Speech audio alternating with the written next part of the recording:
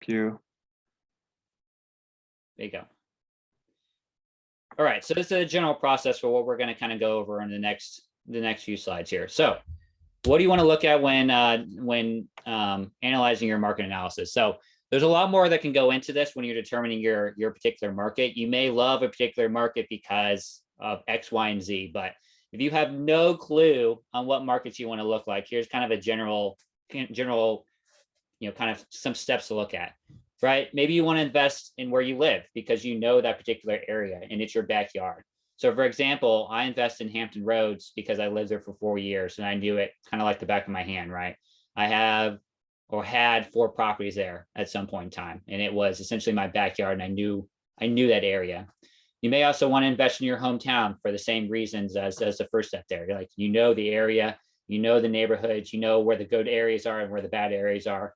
And more specifically, you kind of know where the path of progress is, right? You know where the areas are developing and where the areas are not developing. And you may want to buy in that area because you know in a year, 5 years, 10 years from now, that property you're buying is going to appreciate in value, or is going to have, a good tenant base that's going to rent from you or potentially buy from you in the future. You may also want to invest where you want to retire in the future, right? Or you want to invest in a place that has boots on the ground. But ultimately, my advice to you is don't invest where everyone else is investing just for that reason alone, right? For example, there's a lot of people that are looking at, for commercial real estate and multifamily, for example, investing in Atlanta just because it's the hottest market, right? And there's a lot of big fish in a very small pool that are throwing a lot of money around into the Atlanta market just because it's a hot market.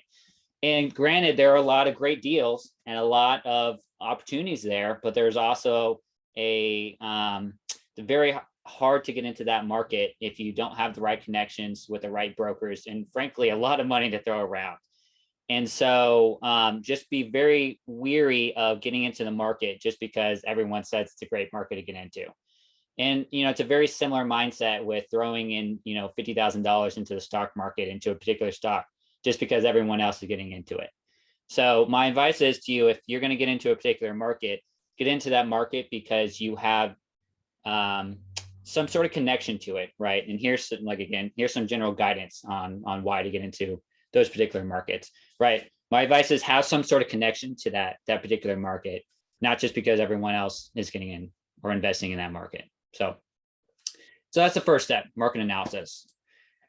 So here's some assumptions as we move forward on doing kind of the rental analysis.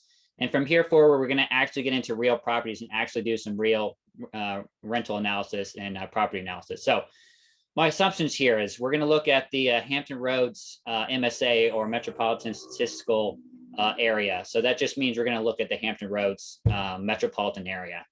That's a market we're looking in. Strategy, we're going to look for long-term rentals or buy and holds. And really specifically, we're going to look for a single family home, 2 to 4 bedrooms and 2 to 3 baths. That's the property criteria I'm looking for. In terms of loan options, we're going to look at 2, and when we run the analysis on this at the end, we're going to look at it from a VA loan status in terms of 0% down, 5% interest, 30-year fixed loan, and we're pre-approved for up to a $500,000 loan. And then we're also going to look at it from just getting an investment loan where we put 25% down at 6.5% and a 10-year fixed loan. And this may change in the future as interest rates, adjust. But this is what I looked at in Hampton Roads area as of a snapshot as of now, 5% interest and 6.5.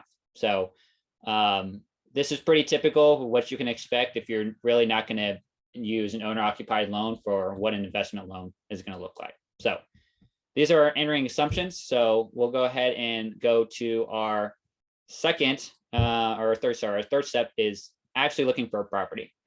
So there's kind of 2 ways that you can go about looking for properties. The first way is your probably common sense is using a realtor or real estate agent. And there are a difference between those 2. I'm not really going to get into what the difference is. That's not really my area of expertise. Erica or other, realtors can probably tell you what the big difference are. But my big advice here is if you're going to go with a realtor or real estate agent, that you find one as experienced as either an investor themselves or an experienced in investment properties, because there is a huge difference between a realtor or real estate agent that is experienced as a first-time home buyer realtor and one who is experienced as an investor themselves, because they Anthony, the only real difference is realtors are a member of the National Association of Realtors, held to a higher standard. We have licensing boards that can take action against us if we do unscrupulous crap. There you go. There you go. So this really does, this understanding what the process of the difference between a first-time home buyer and an investment property really does take a different calculus when you go talk to a realtor. And you really need someone in your court, especially as a first-time investor, who understands that calculus for you. And especially someone who can weed out a lot of those properties when they're looking at the MLS for you. And so you can ask some simple questions when you're going to a realtor or real estate agent right off the bat and ask them, hey, do you have investment properties yourselves? Are you an investor? Have you dealt with other investors in the first place? And you can weed out these people right off the bat. I did that when I first got started with this, and it's pretty simple, right? Like, don't feel embarrassed to ask those questions, because you can save yourself a lot of time and money and energy by just dealing with these people who have no clue what they're dealing when they give you a whole bunch of first-time home buyer, properties, and wasting your time, and instead of giving you properties that really actually make sense as an investor. So that's my one big piece of advice: is if you're going to go with a realtor exclusively, is that you find one who has experience either as an investor or has experience with dealing with investment properties. And then the second way you can go about finding properties is using real estate sites or apps. So, these are pretty common ones: Zillow, Redfin, Realtor.com, Trulia, apps like that, right? I actually found a triplex that went on the market on like a Tuesday, and I had it under contract within 36 hours because I found it on Redfin, and I told my realtor about it, and I put in a contract on it, and we had it under contract within 36 hours. And the only reason I found it, she didn't even know about it. I found it on Redfin, and I told her to put it in contract all within 36 hours, right? So my advice to you is if you really understand what your property criteria are, and you understand what your buying metrics are, and you understand how to really understand this process for how to analyze a deal, that you can use a combination of these real estate sites and apps like Redfin, Realtor.com, all of this, to have alerts ready to go on your phone and sent to your email, so that when a property comes up within a specific location that meets your specific investment criteria, that when something comes up, you can talk to your realtor right away to get a contract ready to go for you, so that you can put it in right away when it pops up. And you can be the first one essentially to meet these terms and get something right in under, into the seller right away. Because, things are starting to change where it's not as much of a seller's market in some markets, but 2-3 years ago, you really needed to be on top of the ball to buy an investment property at prices that made sense. And so you really need to be, within 24 hours to be on the ball and get and be able to see these properties when they popped up, and be on the ball on these. So my advice to you is to use a combination of a really good investor type of realtor, real estate agent, and a combination using these real estate apps to look for properties. And again, this is specifically for small multifamily and specifically for single family homes. And this may change depending on your location. If there's other apps or other ways to look for these, like Hawaii may have a different way, like other states may have different ways to look at these, and these apps may not be as relevant. They may be, MLS may be more exclusively the best way to go about this. So I recommend talking with a realtor in your specific state for the best way to go about this. But my experience has been is that these are the two best ways to go about it in general, to go about doing property searches. So with that, let's get into the actual property analysis. So I took kind of a smattering across the Hampton Roads area of 4 different properties that I found to kind of give you a look at what the 1% rule is. So the 1% rule is that when you take the average rent for the area, it should be at least 1% of what the purchase price is for that property. So for example, the rent for this first property is $2,000 and the price is $289. So the ratio for that is 0.69, which doesn't actually meet the 1% rule there, right? And so immediately I can kind of look at this and say, does it yes or no meet the 1% rule? In this case, it doesn't, right? It's not even close to this. So I can kind of do a quick analysis and say, okay, I can kind of pass on this almost immediately. It doesn't even come close to it. And so really what the 1% rule says is that the rent should be close enough to the 1% rule that it's going to cover things like the mortgage, property and insurance, and give me enough really cash flow and to cover things like vacancy, property management, and CapEx, things like that. It's generally a thumb rule that that I should be able to have enough cash flow coming from that to kind of pass initial let's say criteria that I should do a little bit more deep dive into it. And we'll get more into the deep dive on this, but it's kind of a initial filter, if you will. Not always, the 1% rule doesn't always mean that it's going to be a great deal, as we'll get into this in a little bit, because individually and city by city, you may have taxes that are going to be higher, right? You may have insurance that are going to be higher. You may have flood insurance that is going to make this an untenable property, right? There's a lot more property specific or locale specific things that are going to make this not work, right? So the 1% rule is not an end all be all for if a property is going to make sense, which we'll kind of dive into this more, but it's a good first filter to see if a property is going to make sense or not. Did I see a hand up for a question? Yeah, Anthony, it was me. I just had a quick question. You'll probably get to it later, but Yeah. I think most people would probably appreciate knowing kind of where do you get the rent estimate? Are you just using Rentometer? Or are you doing and that might come with a deep dive later. So Yeah, we'll get into it in a bit. Yeah. Cool. I know people always ask that, like, about wait, how do I know how much it's going to rent for? So cool. Yeah. Thanks. Yeah, no problem. Yeah.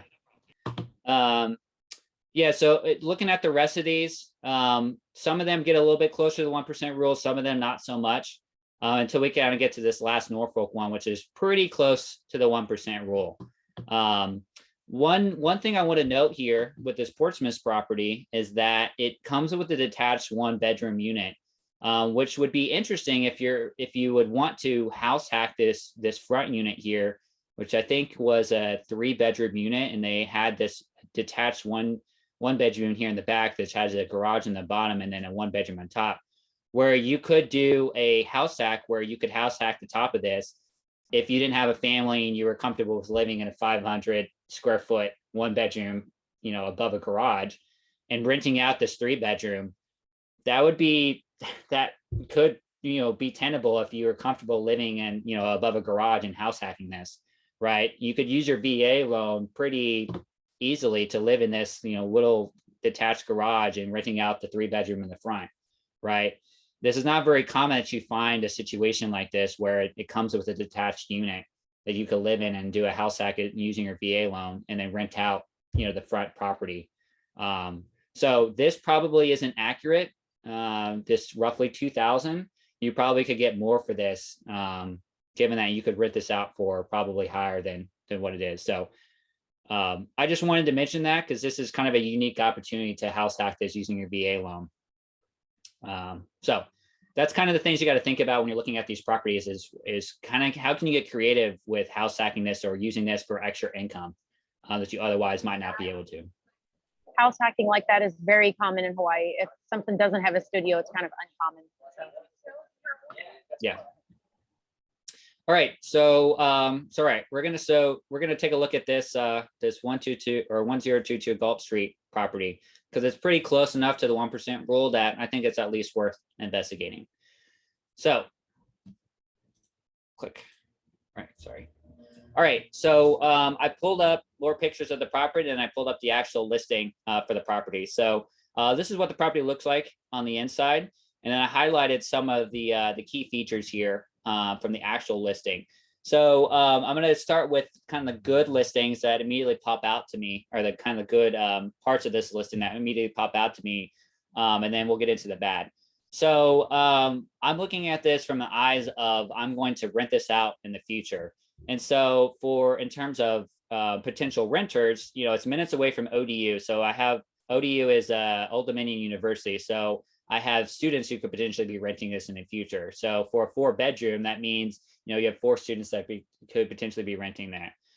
It's close to the military base in the area. So you could potentially have a military family that lives here, maybe even, a bunch of single enlisted guys or single JOs that could be living here as well. So those 2 things alone are positives in my mind. You also have a brand new kitchen, which is pretty expensive in my mind if you're going to have to upgrade that. So that's a positive in my mind. You have a first level primary suite, which is great. So it comes with a brand new bathroom, essentially a master bathroom there. Brand new HVAC and a hot water heater, which is awesome. That both of those are pretty expensive to redo themselves. The quad that I bought in 2019, it had individual hot water heaters for each of the units, and they were 25 years old. 25 years old. And it was just amazing to me that they didn't disintegrate right when I touched them. So this is a positive in my mind that it has a brand new HVAC system and hot water heater. And then this is also a positive that it has a private fenced in backyard. So that screams having a family that has a dog, or even just a family in general that would want to move in there. And the fact that it has no HOA, that is big in my mind. So these are all positives in my mind. Also, the fact that it's turnkey. So I read this as both a positive and a negative. Positive in fact that it's essentially a ready to move in property, and you don't really have to put too much more into in terms of work into. Outside of this carpet, which I first saw this and it's a little garish in my mind, like it's a lot.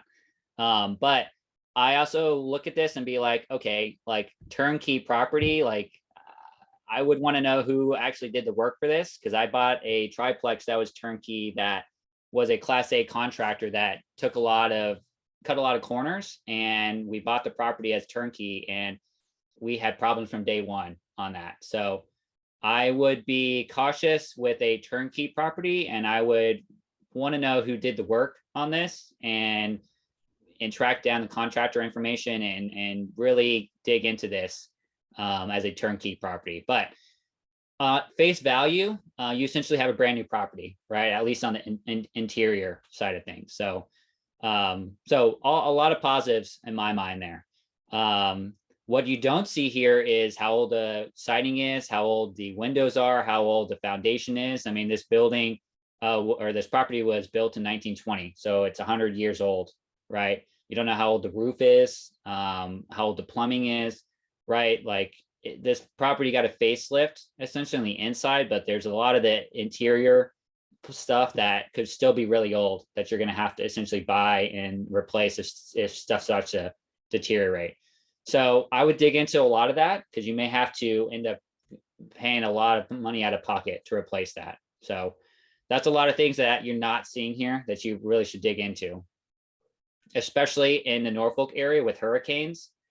The roof is going to be a big thing that you may have to deal with. That's not talked about here. All right, so let's get into the market analysis here. So again, this is very generic to single family homes and small multifamily.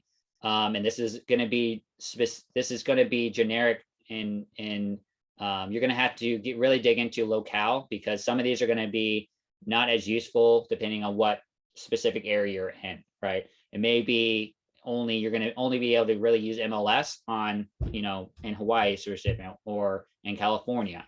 But these generally are the resources that you can use to do a rental market analysis to figure out what rents you're going to be able to use in your specific market, right? The main one I use for single family homes and in a small multifamily is Rentometer. And you can do some basic rental analysis in your area using a free Rentometer account. But if you really want to dig in deep, you got to pay for a pro account, which I think is like $100 a year, something like that. It's not really a Apartments.com will give you current rents or rental properties in the area, but it's not going to give you historic rent, right? It's not going to give you historic properties. So that doesn't really do you too much good if you're trying to look for properties that have rented out in the past. Also, it doesn't really give you a good sense of single family homes or small multifamily homes in the area. It really gives you apartments specifically. And so I really use it for large multifamily apartment buildings. So in the case of this property, I actually couldn't find any single family homes immediately in the area on apartments.com. Craigslist, depending on the area, could be useful or not. In this case, it was not useful at all. There was no single family homes I could find. And then MLS, I didn't go through the process of talking to a property manager in all honesty for this, but it could be really useful if you have a property manager or realtor on your side to look this up for you. And that should be really simple to use if you're working with a realtor. That it should take them like 5 minutes to look that up. But in this case, I just use Rentometer, and this is kind of the analysis I brought up. So Rentometer, you just put in your address, you look back a certain amount of time in the past, and it'll kind of give you a distinguish between apartments, or specifically if it's going to be houses or not, which is a big differential, right? Because apartments are going to typically be a higher rent than what you're going to find with houses or duplexes or small multifamily. You can also filter out by what rent you're going to charge and the number of bedrooms and baths and all that. And then it'll give you a breakdown of the specific area. Well, this is the pro account, right? You're not going to see this if you have a free account, this type of breakdown. This is just, this top portion is what you'll see with a free account. But the bottom will get you a pro account, and it'll give you distances, it'll give you rent, the size of the particular property it's comparing. And then it'll also give you the last time that property is rented out, which is going to be huge, right? Because that will really depend on roughly how you're comparing it, right? If you're trying to compare something from the beginning of 2021 versus, mid 2022, you may see a large rent increase or a large rent differential there, right? So you're also trying to compare the size of some of your properties. That's a 4-bedroom. So for example, let's look, well, here, let me get into this. So one thing I want to showcase here is that a lot of these rentals are on the other side of the river, which is a very different place than this side of the river, which is where our property is. So our property is located like right here, right where F is roughly, or sorry, right where A is roughly. And so really this is kind of misleading, this map and all these rental property and all these comparables, because all of these are not in the same neighborhood and they're not good comparisons to what actual rent you're going to get. This is in the same neighborhood, in the same kind of layout in terms of same type of house, the same type of rent that you would actually expect. So really Alpha, Delta, Charlie, Echo, Foxtrot, those are really the houses you should be comparing. So based off of that, and I didn't get into this in the slide, but I looked at each one of these individual houses. I looked at the picture, I looked at how much information I could. And based off of that, I found that, roughly the monthly rent we could get was $2,250 for this property, based off of the upgrades that have occurred and overall the condition, the fenced in backyard, the amount of curb space that it has, the parking situation, all of that. So that's where we're gonna go off with based off of the the Rentometer monthly rent that we found. So again, I would have compared this against what the property manager and what my realtor would have found for me, but that's roughly what I have. So now going into a deep dive on this, and again, we're gonna go with 2 different scenarios here. One using the investment loan with this 25% down payment, 6.5% interest rate, 10-year loan, and then the VA loan, which is 0% down, 5% interest rate, and 30-year loan. And Bigger Pockets has a very simple calculator that you can plug all this into, and I'll show you what your cash flow is going to be, what your cash on cash return is going to be, and ultimately show you, what your returns ultimately are going to look like over the long term. And so that's where all this analysis is coming from. It's coming from Bigger Pockets. All right, so for the first scenario here, it's 25% down payment. I put in no other variables outside of the mortgage, taxes, insurance, so essentially the PITI here. And I essentially initially had the base taxes, which was about $1,350, and the base insurance here. I actually raised the taxes because typically your taxes are going to increase right off the bat. Depending on your area, it may increase within the first year, it may increase within the first quarter. Really depends on your area.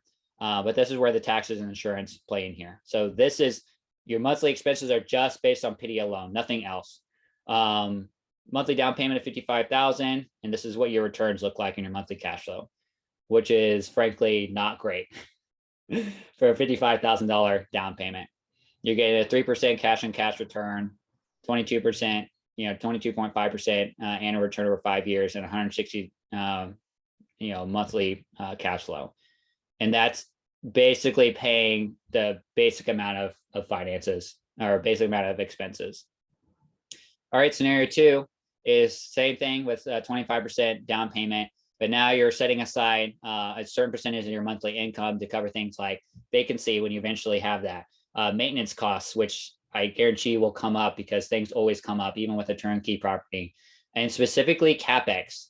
So what CapEx covers is things like if your HVAC needs to be replaced, if your windows need to be replaced, your roof needs to be replaced, like big maintenance items that come up over the life of the property. So these are capital expenditures is what CapEx stand for.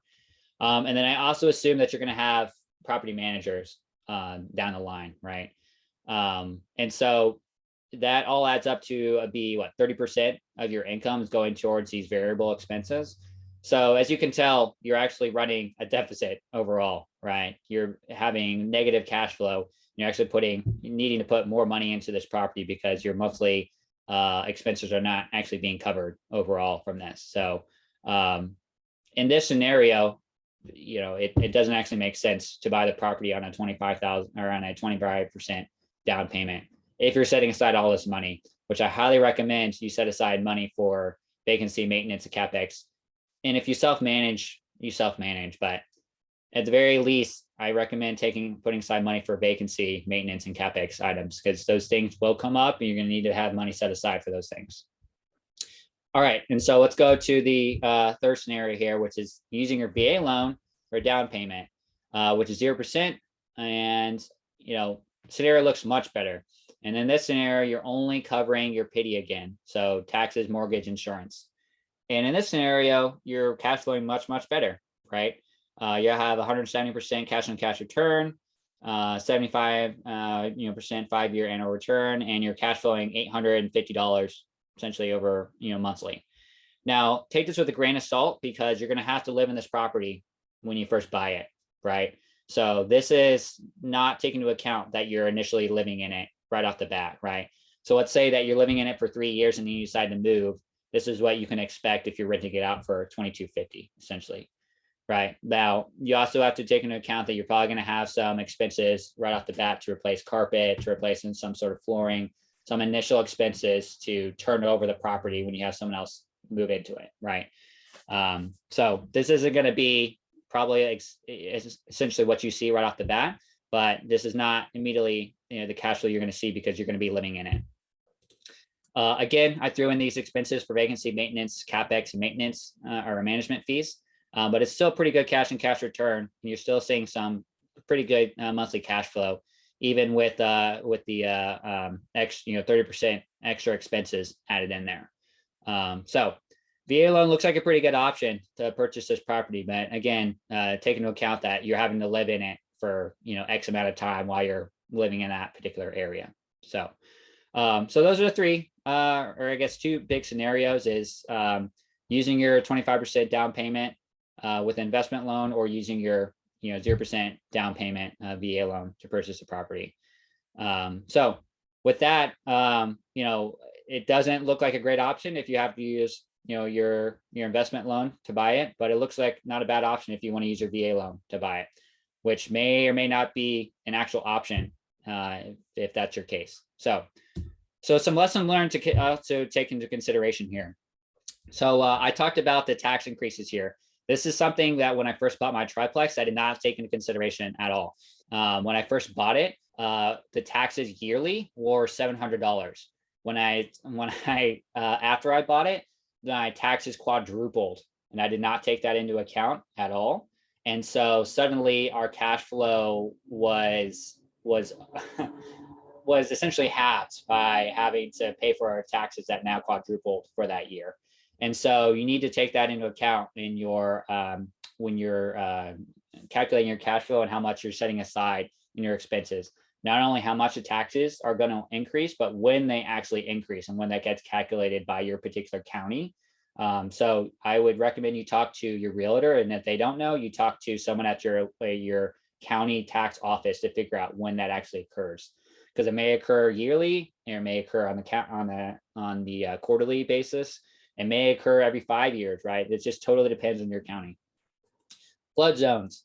Flood zones are something that could totally make or break your property.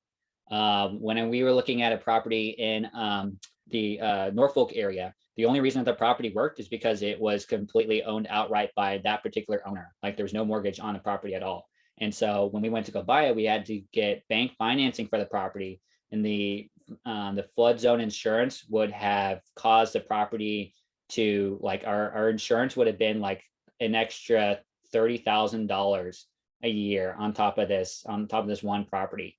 And so it behooves you to understand what your flood zone area looks like. And for most of the Hampton Roads, that's like the whole area. So understand your particular area. If you're on the coast, there's probably a pretty good chance that you're in some sort of flood zone, and it may not affect you, but it may. So understand what flood zones you're in. Crime and rough neighborhoods. So this is where the property is that we're talking about here. And this is the income that an income distribution for this area, which it's in the absolute lowest bracket for this area. And not only this, it's also in the, like, literally the worst neighborhood in the Hampton Roads area outside of the Portsmouth area. So it may look like a great value on in terms of financial income that you could get from this property. But I'll tell you for a fact that I would not want to live in this area if I was going to be house hacking this using my VA loan. And when my wife and I were first looking at properties and trying to buy a quad, we found a property that's similar to this. It essentially brand new, had a whole bunch of renovations done on it, and it looked great from the outside. But we drove by it, and my wife was like immediately was like, just keep driving, like don't even stop. They didn't even stop to open the door, because it like had a construction vehicle parking across the street from it, and we were just getting stares from some of the neighbors as we drove by. And so it really behooves you to understand what the crime situation is like, what the neighborhood's like, and just not look at it straight from a financial standpoint, and understand where your neighborhood is, right? And if you're going to use your VA loan, understand, can you live with living in that area, right? Because it's not always just about the finances. It's also the fact that if you're going to use your VA loan, you need to actually live there.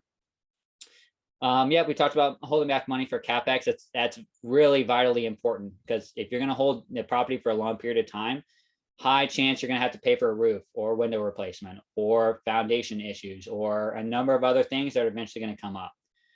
Always get a good property inspector. Always get a good property inspector, especially termite inspector. I can't tell you how much money I spent on having to deal with issues because I did not pay for a good property inspector or take their advice on things that need to get fixed because of red flags that got brought up.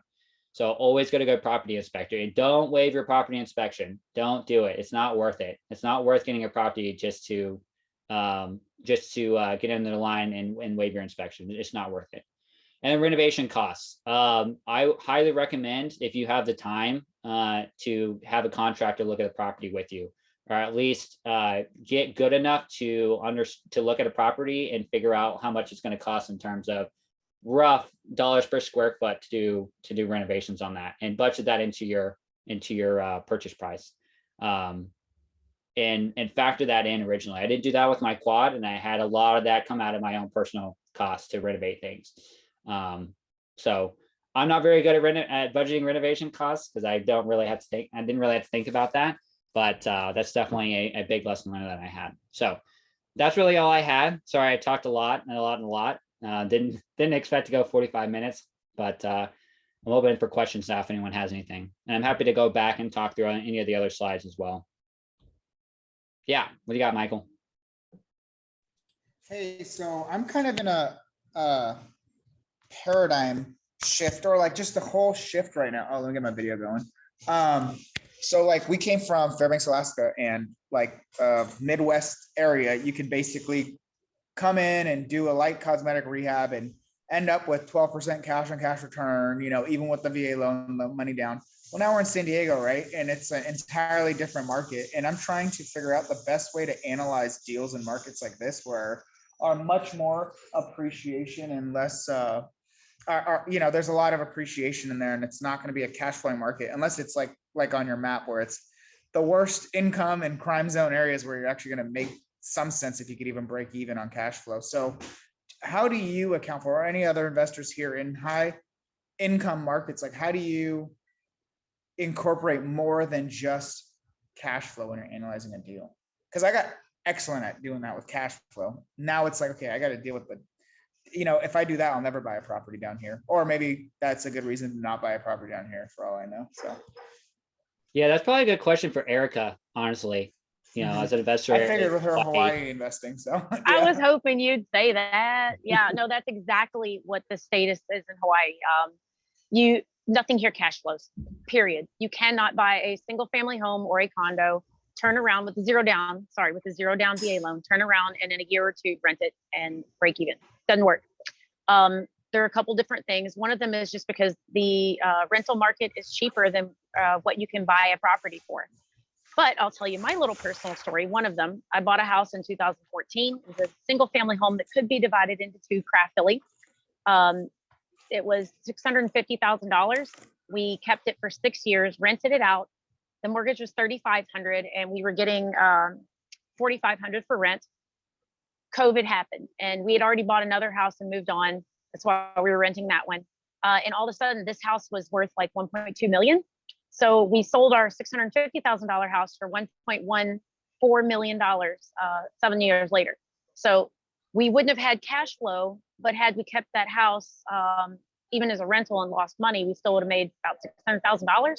So you just have to know the area, because it's not typical in Hawaii to do that. You have to know what you are doing, or in these high cost markets, you can lose money and suffer financial devastation, the likes of which you will never experience again in your life. That is why it's really important to have a realtor that knows what the hell they're doing and will tell you the truth. So yeah, that's just one example of Hawaii. But if you can hold it long enough, properties here on average since 1980 appreciate 5% per year. So on $1 million house, about $50,000 per year you're appreciating. So just take that check to the bank mentally and cash it in about 5 years, and you're in a pretty good situation. But on that note, though, on that note, so you're saying, okay, appreciation for a $1 million property, 5%, and then are you using that to? So when you're evaluating your deal, are you just saying, okay, I'm losing 20K a year in cash flow, but I'm making 50K in appreciation? I usually omit, tax deductions and all that, just icing. But is that basically what you're doing? You're just comparing your appreciation, potential appreciation, or historical appreciation to what your cash flow is? Because otherwise, there's no way. I have to do like a pro forma and like do a 5-year hold, and I'll break even on cash flow in 3 to 5 years, and but that's it is not easy, and it is not for the faint of heart. The 20,000, 50,000 is a little bit more than it would be. You're typically losing about $500 to $1,000 per month if you're doing a condo or a single family home, about $1 million or under. The median home price here is 1.1 million, so that's why I picked $1 million out of the air. But there are options where you can get something with an additional rental studio. One example is there was a home in Kaneohe, which is on the east side of the island, very pretty. It had great views. It was $1.5 million and had 3 rental units. Each one you could rent for about $2,500 to $3,000 each. Doesn't cover the mortgage, but it still is going to get you closer than it would. And then if you're renting 2 of the units, living in the 3rd, you can house hack, and it does help offset. But you're basically crazy in it for appreciation here. You're not in it for cash flow. Yeah, it's crazy. And the taxes are ridiculous. Markets are almost identical, right? Hawaii and San Diego. Especially parts of San Diego. But the rents are so surprising how low they are there. Shoot, we could get easily $3K for a little unit, like that. Rents here are crazy. So, Yeah, Okay, rents thank you. can I be mean, I guess crazy, it it just just depends. confirms. Yeah, Yeah, it kind of just confirms because I'm thinking, especially that Anthony pointed it out, like I can find properties that are much closer to cash flow neutral, but then I'm in the worst part of San Diego. And it's like, well, then I've lost the biggest benefit of a high appreciation, expensive market. Okay, now making a few bucks on cash flow, but I've lost literally the benefit of investing down here. So, okay. That's what I'm saying is the paradigm shift. It's so different. now. Michael, are you moving to San Diego soon? I'm in San Diego. I got here July. We were in contract for a fourplex that unfortunately fell out at the last Are you from second, and now Italy? we're looking at another one. Italy? No, I'm No, Armenian. okay. Because I know one service member that PCS to San Diego from Italy and bought the 4+ over there. So that's why Okay. I'm just Okay. asking because I'm moving to San Diego. I'm PCS to San Diego in December. Oh, nice. Well, I'd So, love to meet yeah. up with you when you get down here, especially Yeah, at that I point, will. we'll have a lot of off-market, hopefully good off-market opportunities since we got a bunch of campaigns going out. Okay. Cool. Thank you. Love to connect on Let's that. connect offline. Okay. Thank you. Hey, Kyle, you got a question? I do. So I thought that one property with the upstairs garage house hack idea was pretty cool. I got this, I guess this is for a question if anybody's ever done anything similar to that or has experience in the mortgage field. What's the is there any is that like considered a gray area? Because I know you're not supposed to rent out your VA property as an investment, at least not until a year ends. Are you still hitting that wicket of like living in the property for a year or what? I'd love to gain some thoughts on that. So, I mean, you're still living on the property itself, right? So this property included the detached garage and the 3 units, like these three, this one or this property that had the 3 bedrooms on it, right? Like the Mhm. property was being sold together, right? So you're still living on the property itself, right? So I guess is your question, are you still occupying the property using your VA loan if you live in that detached unit? Still, is that still legal? Is that what you're asking? Yeah. Like where my mind is going is okay, what's stopping? This is just me like brainstorming after I got inspired by that. It's like, all right, what if I bought a property and then like threw like some sort of camper on it? Is that gonna be going too far into that gray area, or do you think that would still be acceptable, or what's your thoughts? Are you talking, I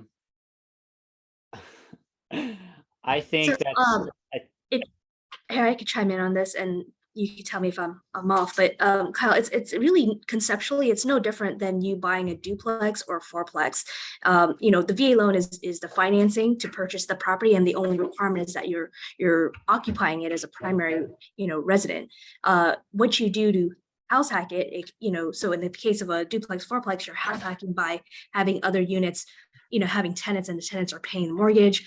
This is just another way of house hacking where, on the property itself, there's another unit that you can rent out. And then when you talked about a camper or an RV, you could even rent out, if you bought a property with a huge lot, I mean, you could have people, parking their boats. You could do all sorts of things. And No, that's no. What if I'm not saying that I'm gonna do this, I'm just kind of like brainstorming.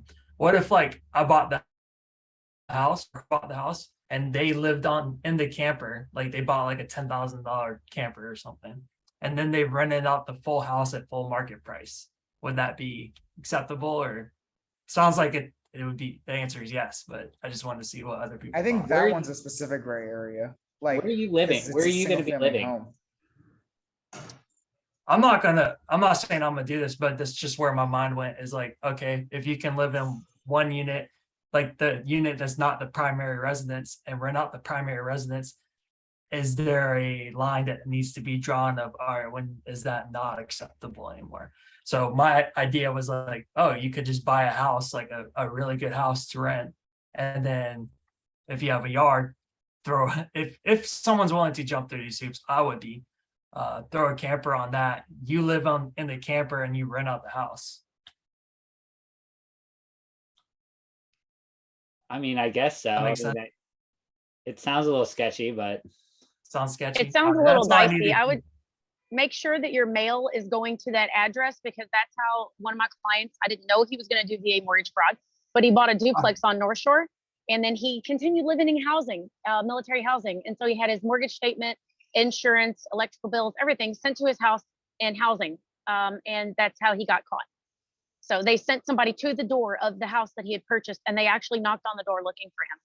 So just tread lightly with that, because it does seem a little dicey. Because read the VA lender's handbook, but I think you're supposed to live in the actual property, but I don't know. That's a good question.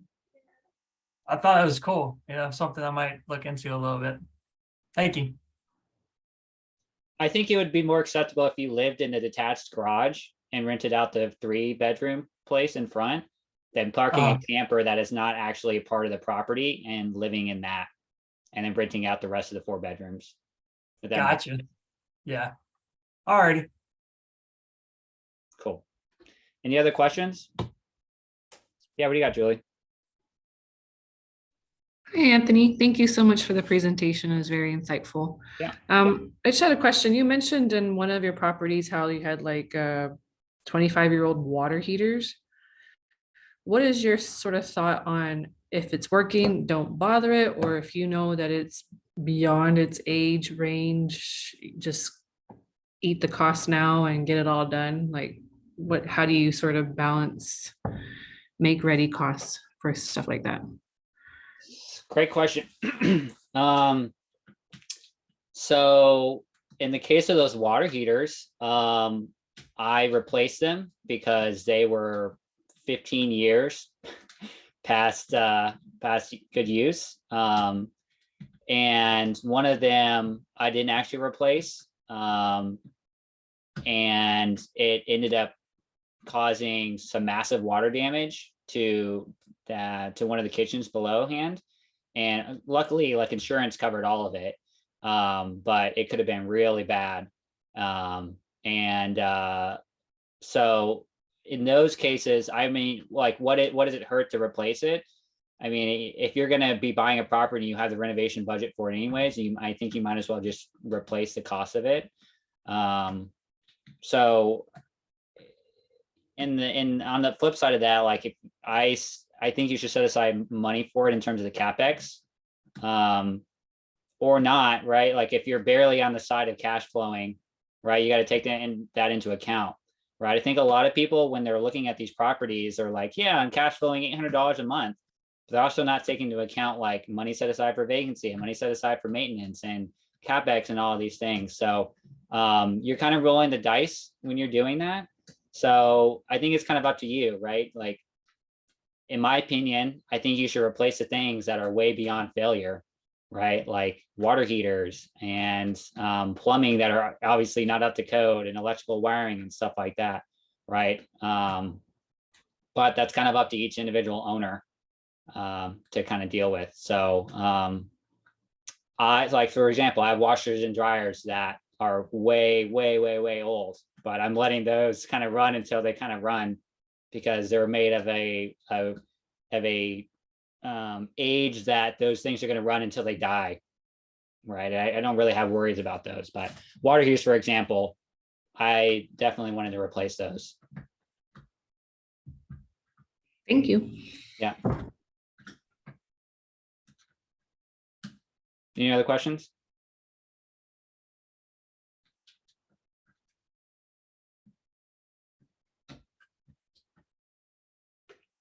Sorry, I have one more, Anthony. Yeah. Would there be any difference as far as expenses, like in a quadplex, like if there's any common area kind of space to account for? I think it's going to depend on the property itself. My property, my quad, has a common area space that's just it's like a common stairwell space, and it's also where we have the laundry area, like a washer and dryer area. And so we just have someone come clean it every once in a while. So there's a cost there, the expense there. And then there's a common electricity cost. So I don't know, it's like $150 a month total for the cleaning and the electricity cost for that. But my triplex didn't have any common area spots. They each had their own individual entrances and their own individual lawns and everything. So it depends on in each individual property if there's going to be any common area, expenses or common areas at all, right? Or if they're going to have common water, if they're going to have common electricity, if they're going to have common gas, anything like that. Depends individually on the property. And if you're going to cover that as well, it's going to depend individually on the locale, if that's common within the area. So I don't pay electricity individually for my quad. Each tenant pays for that, but I pay for the water for all of my tenants, and I pay for trash for all of my tenants, because that's locally what is the common thing to do and is expected for the area. I probably could push that onto them as well, and just factor that into their rent. But then I'm also now, playing against, or I guess I'm taking that into account when I'm trying to bid against other landlords who are now having rent, that doesn't, or having rent that covers water as well. So, but other areas, have, rent that covers water and electricity and gas and all these other things, trash, right? So it totally depends on your area, what is covered within the rent for that particular tenant. Does that answer your question? Yes, I thank would you. really listen to that advice by Anthony, because that's 100% true. You got to really know your market, because if you're offering a higher rent because you're covering more utilities, that's not normal for the area, you're going to really turn off, potential renters. And like, for example, in Alaska, you cover the heat and the water and they pay electric. And I think it just really helps to know that. And usually multifamily, you're covering more utilities, where single family, you could just put it all on the tenant. So that's a distinction there as well. Yeah. Like my single family home, they pay for everything, water, electricity, gas, everything. But my quad that is in Portsmouth, they don't pay for water and sewer and stuff and trash and all that. So another thing to think about is if you're building a business plan where you're going to sub-meter and charge tenants, equally for the water or gas or whatever else they use, you really need to look at your state laws to see if that's actually legal or not. For example, it's not legal in North Carolina, which I didn't realize that until we were looking to buy a property in North Carolina, and realize that you have to be very specific on how you word that within a particular contract, right? Some states require you to physically change the like the electrical boundaries, or like the piping boundaries for each individual unit, to physically redistribute the power or the water to each unit, and you charge them individually that way. Like you can't do sub-metering where you use 100 gallons of water for that particular property, and then it gets individually divided between each tenant. Like each tenant gets charged for 25 gallons worth of water. Does that make sense? So you have to actually figure out how much each tenant physically uses for their individual portion of water and charge them for that, depending on what state laws say for how you actually sub-meter. So if you're going to sub-meter, you need to figure out what your state says for that. That makes sense. Does everyone understand what I mean by sub-metering? Any questions on that? Okay, cool. I know we're past 10, but I can keep talking if anyone has any more questions.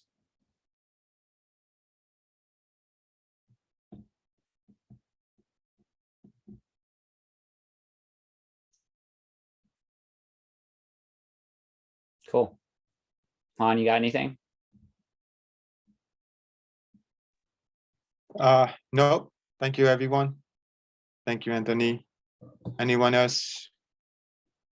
Any comment, any questions? I think we cover everything.